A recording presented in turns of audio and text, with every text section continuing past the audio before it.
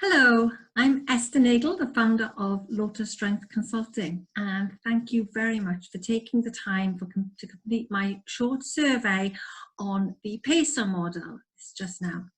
I hope that the questions that I asked you in that survey gave you a little bit of food for thought about how your organization is structured around well-being.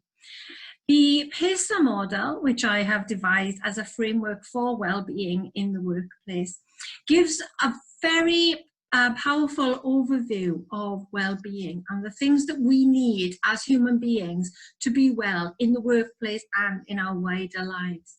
Because of course, when we go to the workplace, when we turn up for work every morning or every night, whatever time we start our working session, we don't leave our lives behind. We're not leaving our emotions behind. We don't leave our worries and our excitement, our joys and our sadness at home. We take them with us. We take the stresses of work home with us. We are there, wherever we are there as our whole selves. So well-being in the workplace has to take into account this whole person that we're dealing with. And the PACER model looks at well-being from this holistic perspective. It's based very much on yoga philosophy and yoga practices. I am a trained yoga teacher, and my ideas about what humans need to be well comes from my understanding of the world through yoga. So the PACER model has 5 elements, and those elements are purpose, awareness, connection, energy, and resilience. Now, I think if we have all 5 of those elements in place in our lives, then we're probably doing okay.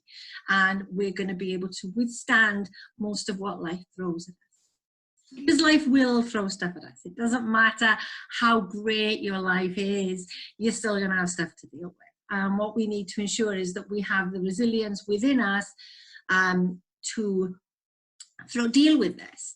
And that will help us to show up at work, to show up to our families, to show up to our friends, our communities, and to ourselves, the best version of ourselves that we can be.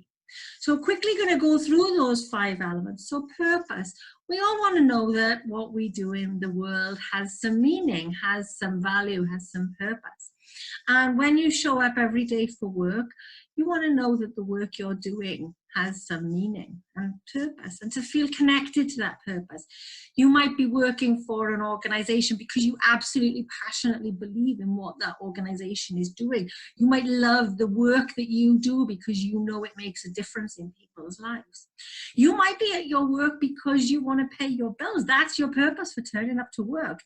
Whatever your purpose is, that sense of purpose and that real connection to your purpose helps you to withstand the trials that life throws at you. If you feel that your work is meaningless, then on the days when you feel really low and you really can't face getting out of bed, it's hard to motivate yourself to go to work. And I know because I've been there. So if you're looking at this as a HR or as a manager, if you're looking at the purpose or the perspective of the overarching ideas behind your organization, what is your sense of purpose has to include how you take care of your people. So is well-being of your staff part of your company culture, your values, and do your staff know about that? Do they see that in action? So are your values in your company reflected throughout the way that you structure your company? So within that model of purpose, within the aspect of purpose in the model, there's a lot that we can look at around your culture, your company, your values, and how your staff connect with what they do every day. So the next part of the model is awareness. Now, there's a lot of work that needs to be done around awareness and well-being in the workplace. So first of all, starting with personal awareness.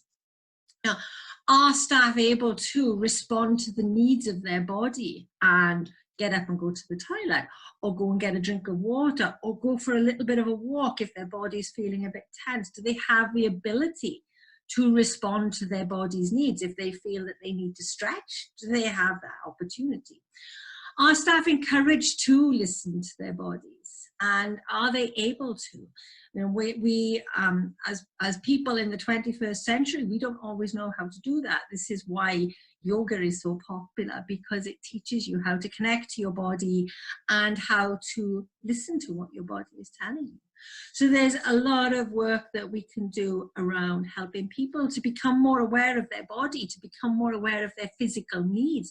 You know, maybe you know that somebody isn't sleeping well because they're working all the time. Are they listening to their body's needs? Are they aware of their need to sleep? Are they aware of the signs of tiredness? Are people aware of stress? Are aware of the symptoms of stress in their body? So there's ideas around stress awareness and mental health awareness that can be improved upon within your organization, and looking at that personal awareness so that people become more aware of their body, their thoughts and their emotions, so that they're better able to take care of their own needs. Because I am a big advocate for personal responsibility. We are all responsible for our own health.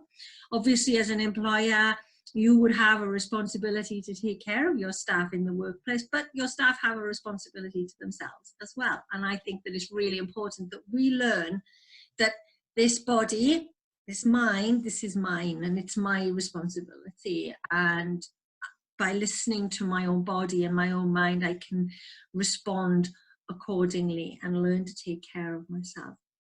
So by helping your staff to develop awareness of themselves and of awareness of issues like mental health and stress, and learning to recognize it in others, and then an awful lot can be improved within the workplace, because we can recognize our emotions and change how we respond to them, and we can learn how to reach out and help one another as well.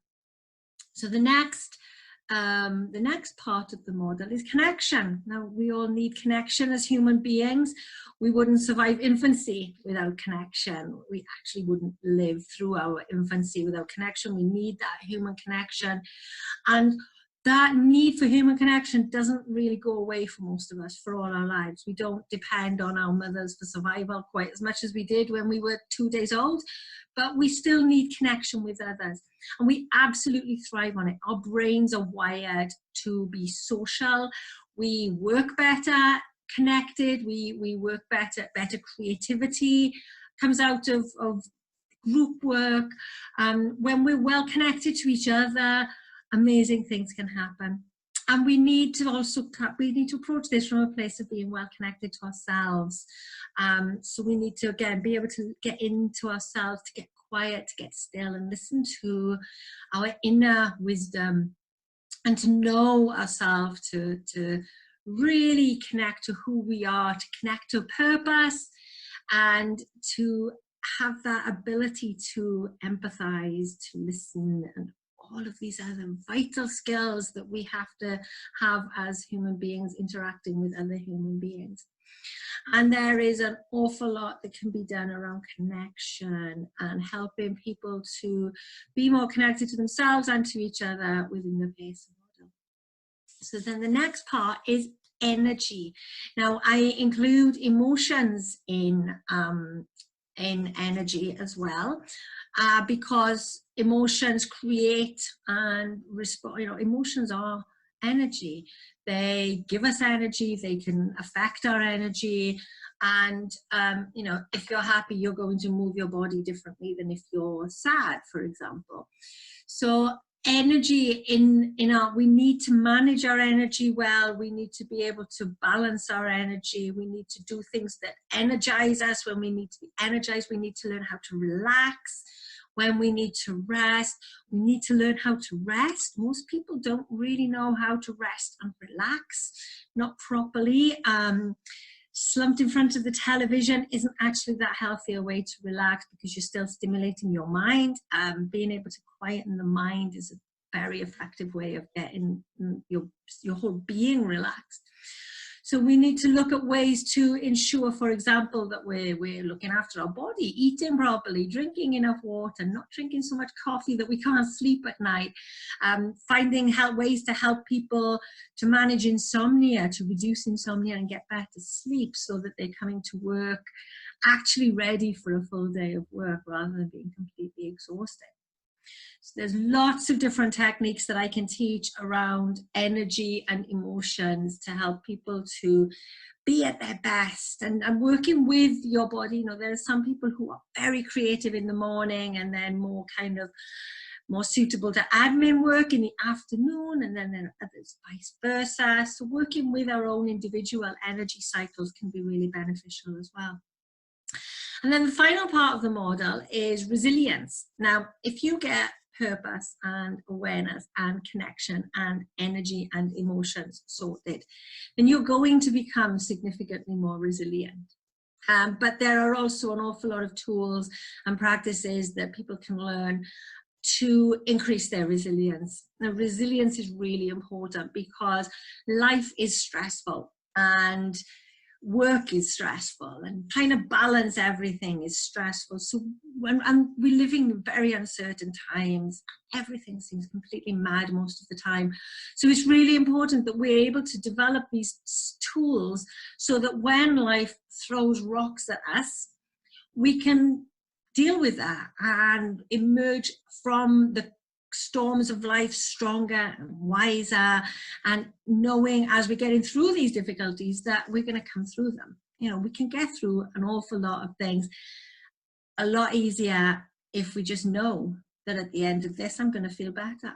That in itself is a powerful thing to know, but you have to know it in your being. You have to really have those tools in place that you can act on while you're going through those tough times. So developing those skills, those techniques that can get you through the tough times can boost resilience. So all of these tools put together can help to reduce stress, can help to reduce overwhelm, and can help to mitigate for the problems caused by stress and other problems in the workplace, physical and mental health problems. So the PACER model is a holistic look at well-being in the workplace, and it covers a very wide scope. So if you're interested in exploring how your organization fits within this PACER model, where you might want to improve things in your organization to help with well-being, you can look below this video. There's a link to, there are two things that you can take a look at. There is my white paper, which is called Set the Pace, in which I've written more about these factors, these elements of the PACER model. And there is a link to a more in-depth survey that you can take, where you can really identify the areas where your organization maybe needs a little bit more support. And if you would like to talk about how we can work together to improve well-being in your organization, then there's a contact box at the bottom. Feel free to get in touch with me, and I would love to talk to you and help you to boost well-being within your organization. So thank you very much for watching. This is Esther Nagel, founder of Lotus Strength Consulting, and I wish you a very well and happy day. Bye.